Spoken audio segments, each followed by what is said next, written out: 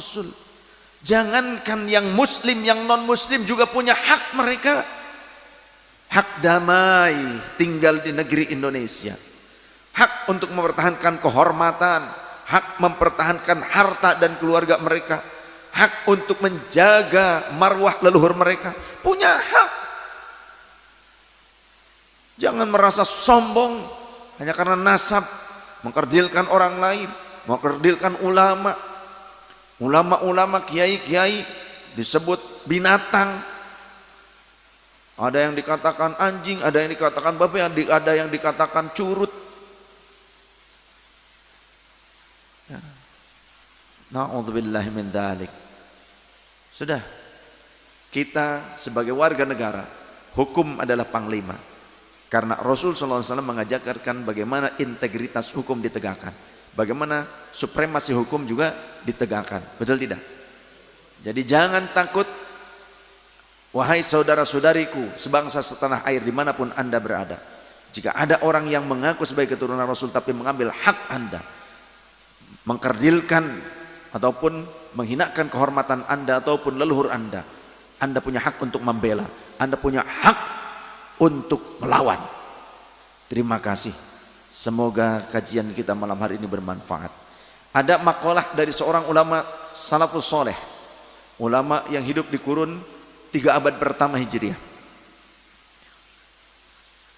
Qala ahadun minas salafi, innamal ilmu mawahibun yu'tihi Allahu man ahabba min khalqihi. Sesungguhnya ilmu itu merupakan anugerah yang agung yang Allah hanya memberikannya kepada orang-orang yang Allah cintai dari kalangan hamba-hambanya. Walaysa yanaluhu ahadun bil hasabi. Ilmu itu tidak diperoleh karena nasab. Walau kana li'illatil hasabi lakana awlan nasi bihi ahlu baitin Nabi SAW. Andaikan nasab menjadi sebab seseorang mendapatkan ilmu, maka tentu anak keturunan Nabi, ahlul bait Nabi lah yang paling berhak di antara manusia untuk mendapatkan banyaknya ilmu. Tapi buktinya banyak orang-orang yang bukan ahlul bait Nabi, mereka itu menjadi orang alim, betul? Dan sebaliknya banyak orang yang mengaku ahlul bait Nabi gak mau ngaji, bahkan pernah ngaji kepada kiai, kepada ulama, gak lama kemudian karena dia dianggap mulia oleh masyarakat, dia bikin majelis, kemudian bikin majelis ratib, maulid, lalu bersikap tidak sopan kepada gurunya yang dulu ngaji kepada gurunya. Ini kejadian nyata. Sahabat saya al-maghfur lah, Kiai Amrin Solihin, ya Allah yarham, di Cikarang, Kiai NU Tulen.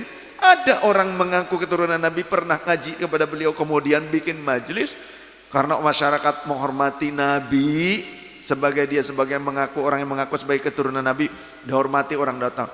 Ketika sudah punya majelis sendiri, tidak punya rasa hormat kepada gurunya, kepada kiai, yang seolah mengharapkan kiainya lah yang cium tangan kepadanya.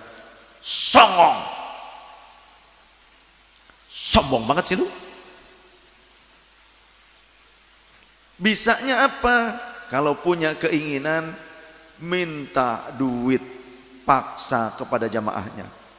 Mas Fauzan MARC yang menjadi korbannya, ya Azmil MARC yang jadi korbannya, banyaklah kayaknya yang jadi korbannya. Makanya mereka sekarang ngaji ke saya, nggak ngaji lagi ke sana. Ya, kenapa? Karena menjadi korban pemerasan. Ada yang sekali minta 5 juta, kalau enggak marah, ente kualat, nggak dapat syafaat ente. Ya Allah, Kiai Amrin rumahnya didatengin, Kiai Amrinnya masih di luar, hadir pengajian saya. Orang ada yang datang di rumah, ketika pergi dompet hilang, ponsel hilang, kitab Kiai Amrin juga dibawain. Ya Allah, makanya nak, ini kitab-kitab saya tolong dijaga ya. Kalau ada orang-orang mau ngambil, bagaimana? Lelapkan bae ka dia tah. Kolam direncah bae ngarah jadi makanan iwak bae lah. Tuman. Jangan takut ya. Kita ini mencintai ahlul bait Nabi. Habib Abu Bakar telah memberikan nasihat kepada mereka-mereka yang mengaku ahlul bait Nabi tapi tidak sopan, mulut kotor, mengkerdilkan, menghinakan orang lain. Habib Abu Bakar Al-Attas Az-Zabidi sampai memberikan ultimatum kepada orang-orang oknum-oknum tersebut. Kata Abu Yazid, termasuk juga kepada orang-orang yang mengatakan Wali Songo tidak punya anak keturunan, tidak punya keturunan dari anak laki-laki, tidak punya anak laki-laki. Abu Yazid Abu Bakar bilang, Habib Abu Bakar Al-Attas Az-Zabidi, beliau bilang, mufti Ternate tapi tinggalnya di sini di Depok, majelisnya. Wali Songo itu ahlul bait Nabi. Dan Wali Songo punya anak, punya keturunan, anak laki-laki ada. Kalau ada orang berkata, tapi RA tidak mencatat mereka. RA itu baru dibentuk oleh pemerintah Hindia Belanda, VOC, pemerintah kolonial Belanda tahun 1928. Ya. RA itu baru dibentuk, baru ada, disahkan, ditandatangani oleh pemerintah Hindia Belanda. Sebentar, saya lupa nama ini ada nih. Ya. RA Rabithah Alawiyah adalah satu organisasi massa, ormas Islam. Kemudian tipenya LSM, Lembaga Swadaya Masyarakat. Organisasi massa Islam yang bergerak menghimpun WNI keturunan Arab. Organisasi ini berdiri pada tanggal 27 Desember 1928, tidak lama setelah Sumpah Pemuda. Organisasi ini didirikan dan disahkan oleh pemerintah Belanda berdasarkan akta notaris Mr. A.H. van Ophuijsen nomor 66 tanggal 16 Januari 1928 dan mendapat pengesahan dari pemerintah Belanda pada tanggal 27 Desember 1928 atau 1346 Hijriah yang ditandatangani oleh G.R. Ed Brink, sekretaris pemerintah Belanda. Ya. Asalnya bukan untuk pencatatan nasab. Pencatatan nasab ada banomnya, ada bagiannya, namanya Maktab Daimi. Sebelumnya untuk silaturahim, pendidikan, sosial, keagamaan. Asalnya seperti itu. Ya, ini disahkan oleh pemerintah kolonial Belanda di saat zuriyah Rasul Ahlul Bait Rasul dari keturunan Wali Songo selalu melawan kepada Belanda, selalu mengerahkan gerilya untuk memberontak kepada pemerintah Hindia Belanda. Maka keturunan Rasulullah dari keturunan para wali yang menjadi pejuang kemerdekaan, melawan para penjajah ini, mereka tidak mau mencatatkan nasab keluarganya. Karena apa? Kalau dicatatkan ketahuan di mana keluarganya, kalaupun orangnya tidak dapat, keluarganya yang ditawan dan dihabisi. Maka dulu para pejuang dari keturunan Rasulullah, dari keturunan Wali Songo, banyak di antara mereka selalu berpindah-pindah tempat dan keluarganya, anaknya sudah dititipkan kepada loyalis-loyalisnya. Sehingga kalau ada para penjajah ataupun penjajah itu, Belanda itu kecil, negara kecil. Orang Belanda yang didatangkan ke Indonesia itu sedikit. Lantas kenapa begitu lamanya? Karena sing akeh londo ireng. Londo ireng. Yang banyak itu pengkhianatnya. Orang Belandanya masih sedikit. Yang asli orang Belandanya sedikit. Yang banyak kenapa kuat kolonial itu, kenapa? Karena banyak pengkhianat bangsa yang rela mengorbankan anak bangsa sendiri yang menjadi pejuang untuk kemerdekaan. Sadar ya, yang menjadi antek-antek itu enak saja, nyaman, dibuatkan doktrin lain sebagainya.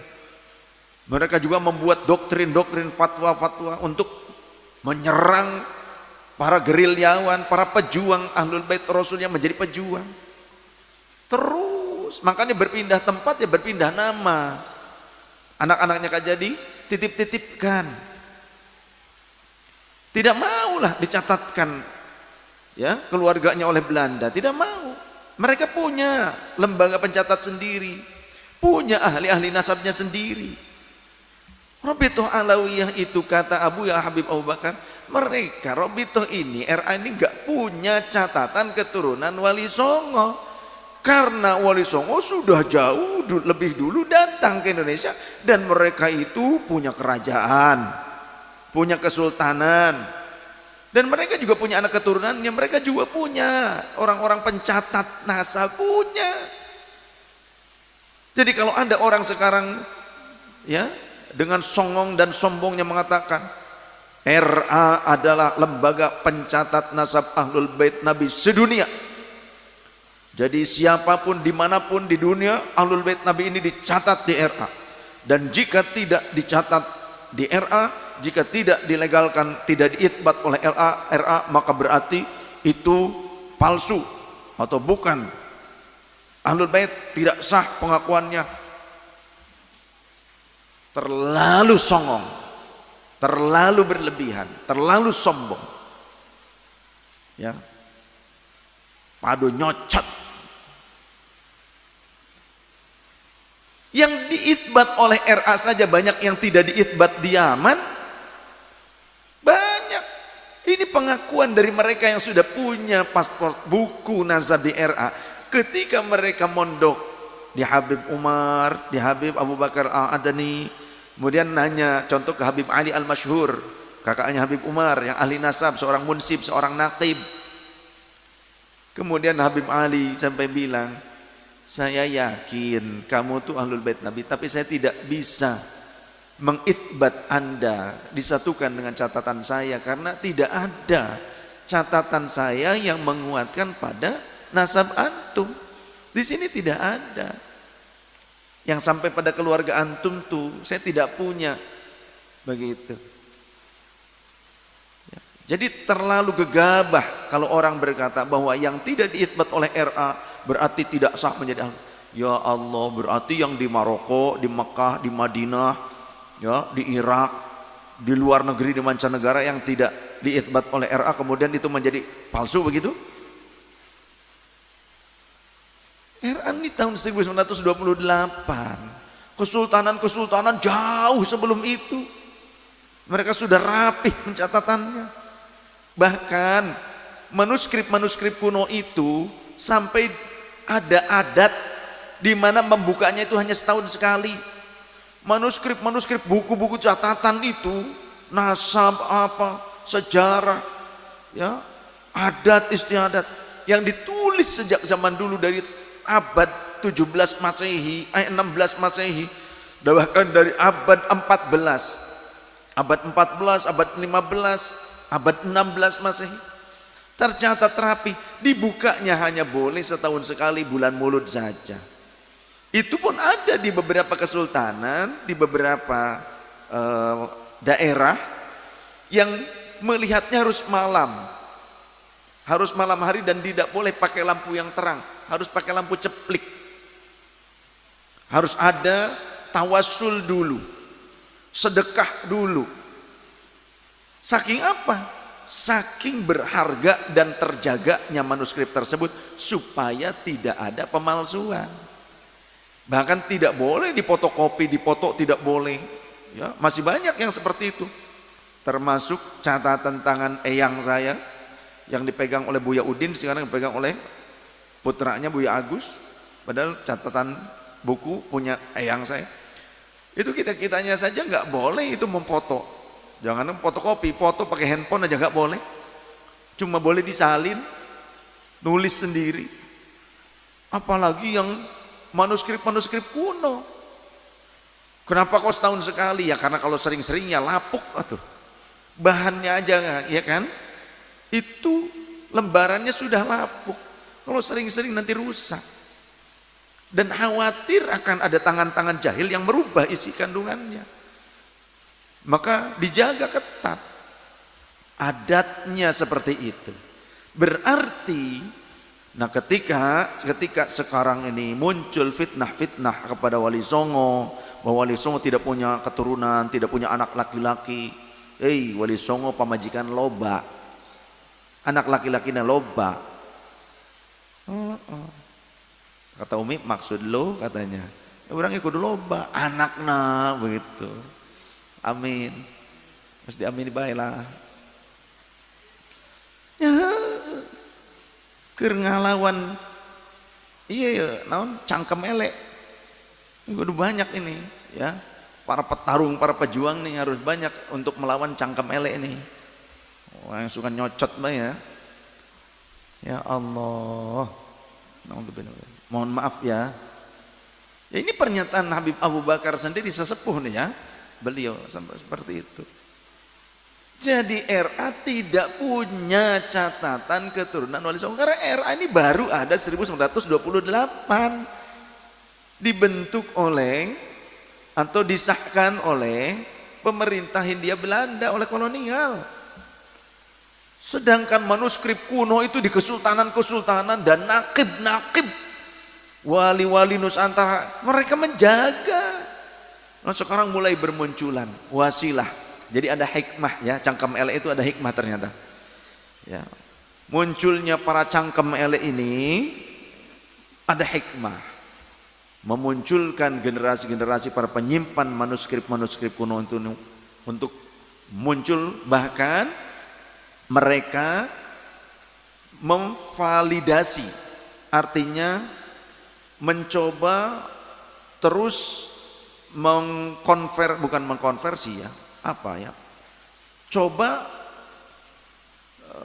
mencari kelanjutan-kelanjutan ataupun sejarah hikayat, catatan-catatan yang bisa menjelaskan, memperkuat catatan yang dimiliki di sini. Mereka cari, kalau ini keturunan dari ini adanya di mana?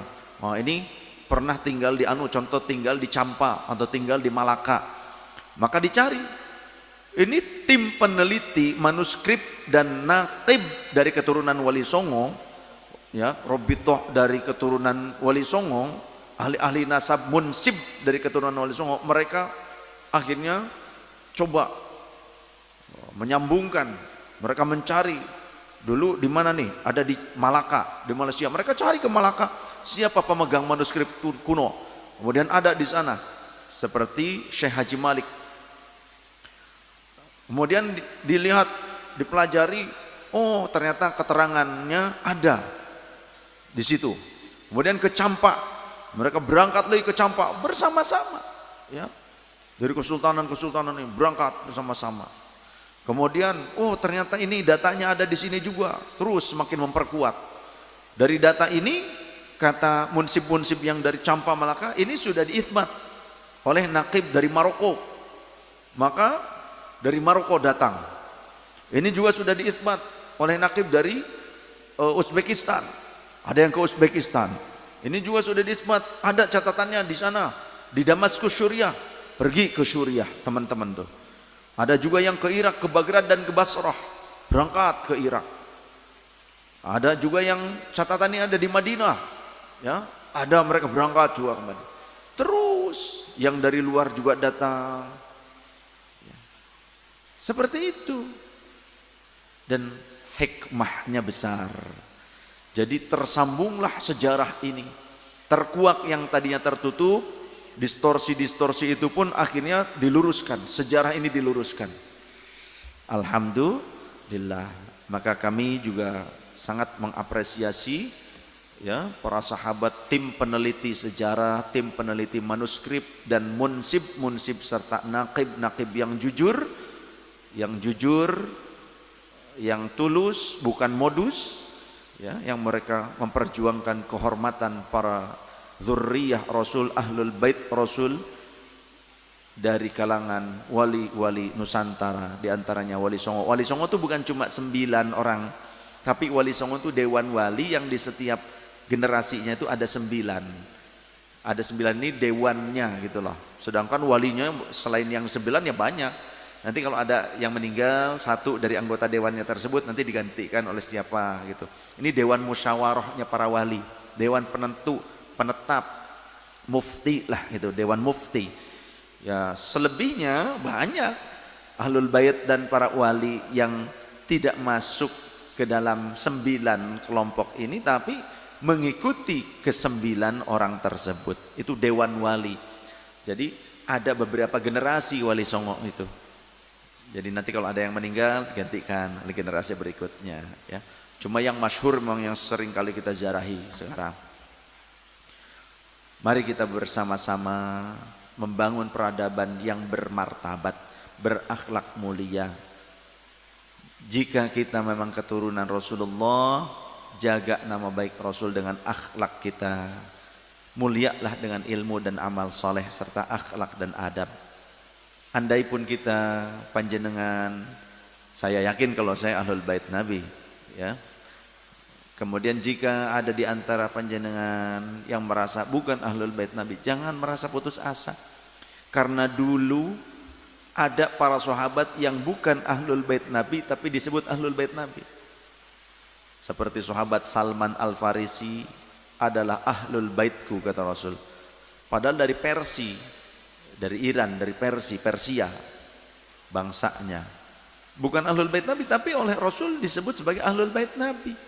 Jadi jangan pernah putus asa. Walaupun bukan keturunan Nabi, tapi jika mengikuti ajaran Nabi, akhlak sang Nabi, mengambil warisan ilmunya sang Nabi sampai menjadi orang alim, menjadi ulama, jaminannya kata Rasulullah SAW, innal ulama warathatul anbiya. Sungguh para ulama itu adalah pewaris para nabi, termasuk pewaris Rasulullah sallallahu alaihi wasallam.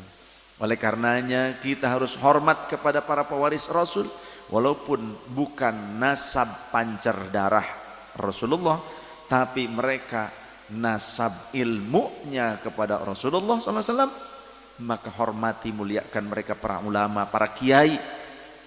Di Indonesia disebutnya kiai, di luar negeri tidak ada sebutan kiai. Ya, kiai itu untuk orang-orang yang mulia, termasuk orang alim.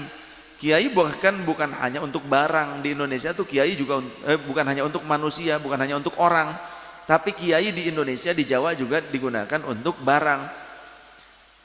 Sampai hewan peliharaannya wali juga itu dipanggil kiai. Kebo, Kiai Selamat. Kemudian keris, Kiai Setan Kober. Udah kiai tapi pakai setan. Kober pula gitu kan. Kober, tahu kober? Kobak berenang.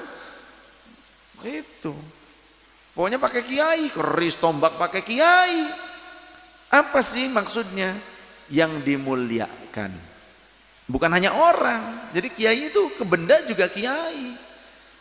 Nah, maka dulu para ulama disebut kiai karena masyarakat memuliakan mereka karena memang kemuliaan akhlak mereka, kemuliaan pribadi mereka, pantas.